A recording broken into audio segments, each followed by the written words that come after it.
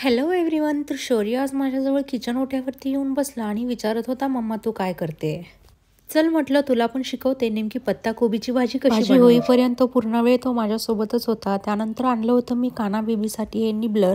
Actually त्याला fruit अजून me introduce केले नव्हते, पण 7 महिने पूर्ण झाल्यानंतर मी त्याला पहिल्यांदा चिकू हे फळ इंट्रोड्यूस केलं. तसं तर बहुतांशी लोक सफरचंद देतात, पण मी ते प्रेफर केलं नाही. सध्या थंडी आहे त्यामुळे मग मी सफरचंदाऐवजी चिकू निवडला. आणि हे लेकरांना असं पहिल्यांदा खाऊ घालणं म्हणजे एक मिशनच असतं.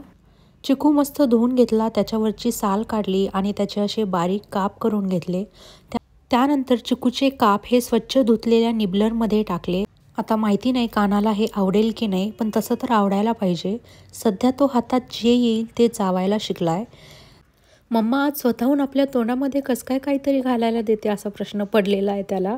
कारण की त्याने तोंडात घातलेली प्रत्येक गोष्ट मी पटकन त्याच्या तोंडातून काढत असते. खूप खुश होता कारण की मी स्वतः त्याला काहीतरी दातांमध्ये चावण्याकरता दिलंय. आणि हे आत्ता त्याला थोडं थोडं कळालंय की नेमकं हे काहीतरी खाण्याचं आहे म्हणून.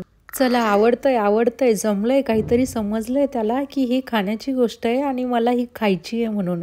बघा कसं वा मस्त त्याचं चावणं चालू आहे आणि थोडंही त्याने वाया घातलं नाही. व्यवस्थितरित्या सगळं चावून चिकू खात होता. काय या लेकरांच्या या लहान लहान गोष्टी बघण्यामध्ये आनंद मिळतो ना, खरंच सांगू शकत नाही. आई वडील स्वतः समजू शकतात. ही प्रगती बघून खूपच आनंद होत असतो. त्यानंतर हे असं त्याचं प्लेट सोबत खेळणं चालू होतं. चलो, आजचं मिशन सक्सेसफुल झालं असं म्हणावंच लागेल. भेटूयात नेक्स्ट व्लॉगमध्ये. बाय.